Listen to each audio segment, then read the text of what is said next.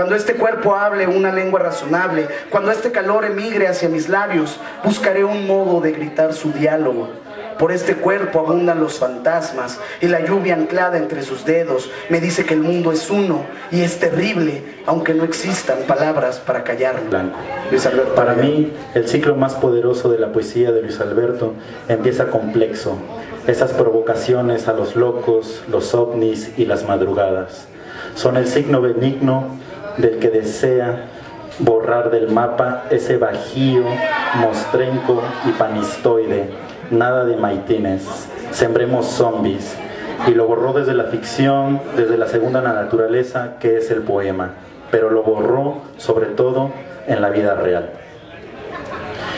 Bueno, y este pequeño párrafo de este prólogo da cuenta de cómo Luis Alberto fue cambiando en sus distintos libros. En San Luis Potosí lo presentábamos como un poeta gamer, como un poeta videojuego, donde pareciera que cada poemario que él escribió fuera como un mundo o un nivel de un videojuego, el cual uno tiene que pasar. Entonces, sus primeros poemas presentan esta tradición muy clásico, poemas a los griegos, inspirados en la religión, en el amor, y cómo fue transformando a insertar elementos de la cultura popular en sus poemas. Por allí aparecen zombies, videojuegos, música, etc. Y bueno, no sé si aquí Judy me puede hacer segunda con algún comentario sobre el libro. No lo conociste, pero bueno, tú conoces, pues te digo, a este legado de sus discípulos, o si no sé de sus discípulos, de la gente que orbitó a su alrededor. Sí, bueno, para hablar de Luis Alberto Arellano, me encanta decir que nunca creí que tuviera la edad que tenía. Yo cuando llegué a Luis Alberto Arellano tenía 18 años, tenía un año de estar viviendo solo en la ciudad de Querétaro y de intentar lo que según en mi cabeza era emprender el camino de un artista. Y entonces había una página de internet que se llamaba Tumblr, que en aquel entonces albergaba grandes blogs de poetas argentinos que realmente admiraba. Y ahí fue como mi primer blog de poesía en el que empecé a subir como mis trabajos. Y de repente llegué, no sé, Luis Alberto llegó a mi perfil y me agregó. Y cuando me metí fue como, ok, Luis Alberto Arellano, poeta queretano. Y empecé a leer las cosas que subía Luis Alberto a su blog. Y fue una sorpresa bien cabrona, ¿no? Yo me quedé, me sacó de onda ver los poemas y dije, no puede ser que este vato viva en la ciudad y yo no lo conozca, que alguien esté escribiendo, porque aparte yo me lo imaginaba hiper diferente, me lo imaginaba de 24 años, 23 años, y siendo en así el poeta emergente, ¿no? Yo dije, órale, qué locura que alguien en la ciudad esté escribiendo poemas como los que estaba escribiendo este tal Luis Alberto Arellano. Y yo tenía 18 años y no tenía idea del mundo, y estás como en esa estupidez de lo he leído todo, lo he conocido todo. Es una estupidez muy adolescente, muy hermosa también, que te hace también aventurarte a muchos caminos. Entonces cuando lo platico con otro amigo y le digo, oye, este cabrón Luis Alberto, ¿quién es? Me dice, no, pues es este Ben. Y cuando resulta que tiene 20 años más que yo, ¿no? Y es este sujeto imponente, más allá de la figura física, era este gran erudito con el que hablabas. Y me acuerdo que una vez lo oí hablando y alguien le dijo como, tú no has leído nunca Mallarmé, eso no es cierto. Y entonces era como muy frontal, era una persona muy frontal, y eso siempre lo admiré bastante, ¿no? Cuando me di cuenta ya que era esta persona, que era este sujeto, que vi la figura que ya era Luis Alberto para los poetas jóvenes y para los poetas, para la poesía en general en el país. Fue una gran sorpresa, porque nunca creí que poemas tan frescos, que poemas que sonaran salidos de un chaval de 20 años que juega a la Xbox, fueran de alguien 20 años mayor que yo, ¿no? Y con una soltura y una maestría impresionantes. Entonces eso fue el primer recuerdo de Luis Alberto. Luego compré Plexo y fue mi primer libro así en físico que tuve de Luis Alberto, y fue también fue algo magnífico. Cuando lo leí dije, claramente existe, es esa idea de la que nos contaba Oliver, ¿no? Claramente en cada uno de sus libros existe un mundo donde las leyes de la física y la química y todo se rigen conforme él va queriendo, él es como el propio creador de este universo, y en cada uno de los libros se modifica de formas impresionantes.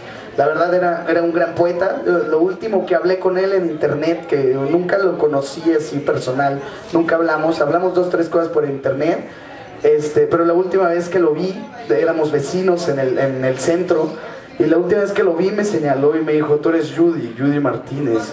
Le dije, sí. Y me dijo, te falta leer mucho, ven al taller, podemos hacer cosas con tus poemas. Entonces dije como, sí, fue como, ve a Luis Alberto y todo, y dije, bueno, me voy a meter a la clase de Luis Alberto, ¿no?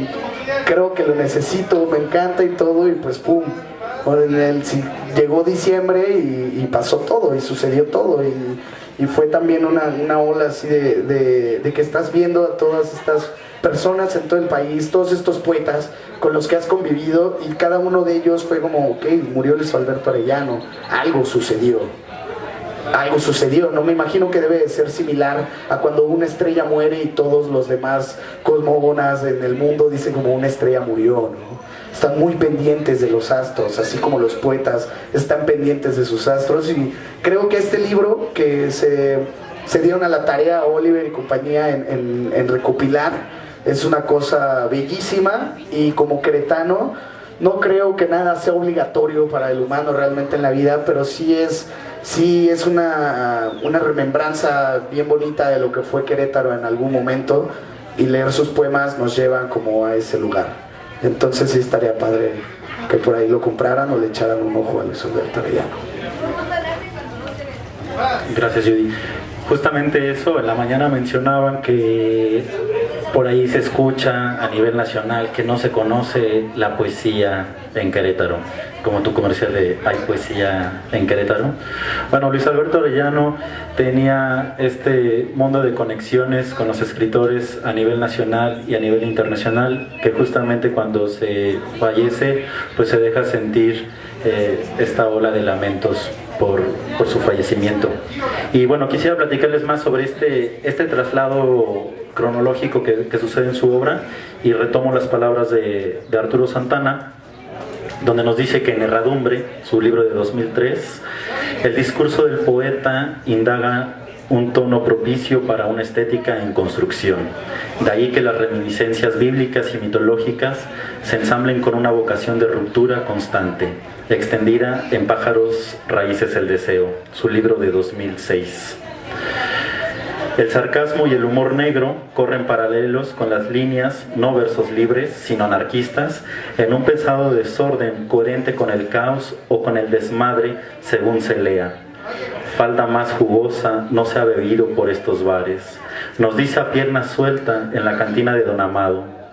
Lo demás es lo de menos, porque días contados de la vida del poeta de Plexo pendían de un hilo. Bonzo, de 2012, es un extremo de la cuerda en un monólogo disonante en franco desafío, o un tiro de gracia, nos dice. Grandes Atletas Negros, de 2014, es un manual de bolsillo para leer instantes previos a la catástrofe. Poemas corrosivos para perder la cordura y hacerse a un lado sin pedos. Y para no desafinar, en 2015, Contra Natura nos pone en jaque con un poemario de bestias mitológicas, borgianas, librescas. Destino Manifiesto, de 2016, cierra el periplo. Bueno, pues esto es una brevedad de lo que se pueden encontrar en el libro Obra Incompleta de Luis Alberto, editado por Herring Publishers México. Soy Oliver Herring. Estudié la licenciatura en Lenguas Modernas en inglés en la UAC, y en la universidad comencé un proyecto junto a Gerardo Arana, que en paz descanse, que se llama Herring Publishers. publicamos su primer libro de cuentos, La máquina de hacer pájaros, bajo un sello editorial, Herring Publishers, que ya tiene 10 años en la ciudad, este proyecto, publicando a jóvenes escritores de la ciudad. También doy clases de inglés en la universidad y hice una maestría en comunicación y cultura digital. Y bueno, así estos 10 años han transitado en publicaciones de poesía, cuentos, narrativa, un poco de ensayo creativo, hay también ilustraciones y fotografía. Los escritores, lo que normalmente sucede es que se acercan directamente conmigo, ya sea vía mensaje o correo, diciéndome que tienen algo para publicar en Herring Publishers. Ya son 10 años, entonces hay cierta trayectoria, cierta experiencia que hace que los escritores pues busquen a la editorial. Y bueno, no es que estemos buscando algo en específico, coincide creo que más bien con un gusto personal y en encontrar voces con propuesta, con potencia, fuerza y potencialidad a convertirse en buenos escritores. Entonces sí cuidamos que el texto tenga un trabajo literario, que se note que hay un oficio, no sé, así es como ha sucedido en la mayoría de los casos. No funcionamos por convocatoria ni hacemos contrataciones de libro. Empezó como un proyecto universitario, entonces creo que eso siempre es buen visto. Muchos, la mayoría de los escritores publicados, me atrevo a decir que el 80% son estudiantes, egresados, maestros de la UAC, que han tenido que ver algo con la Universidad de Querétaro. Eso pues habla de que hay una comunidad de estudiantes, de lectores, que en su conjunto hacen el aprecio por la pequeña editorial. Entonces creo que ha tenido esa suerte. En las convocatorias del Estado pues hemos recibido apoyos como el Apoyarte y el PECDA. Entonces eso habla que también de manera institucional la editorial se ve favorecida con esos apoyos. Y finalmente creo que coincide en que es una editorial de escritores para escritores. A la fecha, si no me falla el número, tenemos 34 títulos publicados,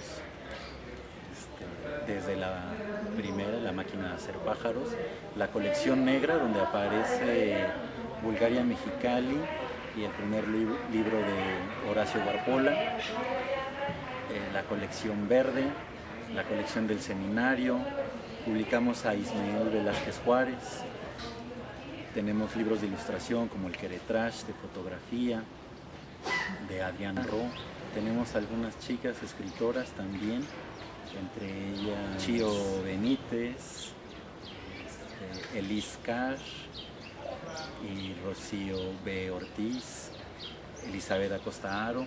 Entonces también ahí tenemos ese catálogo pues para una sociedad lectora. Yuri es un escritor muy carismático y su propuesta poética es muy interesante al tener el tarot como eje temático. Un poemario también de muchas referencias a la cultura popular, desde la Santa Grifa a David Bowie, pero con el misticismo que implica la lectura del tarot. No dejen que se los lean, no creo que sea todavía una persona experimentada en la lectura del tarot, pero sí dejen que les recite sus poemas. Y principalmente la idea esta idea que se promueve en el siglo XXI es sacar al libro del propio libro, Este libro no solamente es un libro, sino que también es un archivo web y es un cassette. Y el libro se hizo esperando encontrar algún tipo de sentido en 6 arcanos mayores del tarot de Marsella, y de ahí se conjugó el origen poético de cada una de las secciones. Todo está pensado para que Nicanor Parra lo escuche en el cielo, se cague de risa y nos esté mentando la madre a todos desde allá por seguirlo recordando después de tanto. Sin más ni más, este es el pequeño libro del mágico de Ina. Whitey Crowley también ubican a Loco en cero, el comienzo de la baraja del tarot. Etelia posiciona al mundo delante de Loco y ve en él a Keter, una corona cabalística entre los elementos de una esfinge trans. Eliphas Levi ve aquí la totalidad, el máximo grado de iniciación. Papus ve el éxito. Picard, la retribución. Yo veo nada. Dialogo solitario por las calles, bebo café de olla, ingiero todo tipo de pastillas y lloro frente al computador. En reversado, a Mario Santiago Papasquiaro.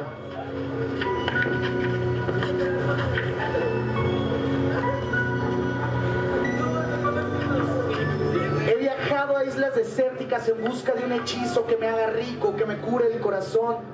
Sin pistas ni letras, intenté soñar con la melodía indescifrable que cantan las brujas mientras me escondo bajo la cama. He visitado los lugares más recónditos de la imaginación, aquellos donde marchan todos los demonios nocturnos. He hurgado en los botes de la basura, donde las estrellas depositan su brillo eterno, infernal, su brillo eterno, infernal, la familia Adame. He caminado por los contratos de Leviatán y Televisa, he buscado en una choza que me resguarde del frío y solo encuentro otro tonto tutorial en YouTube.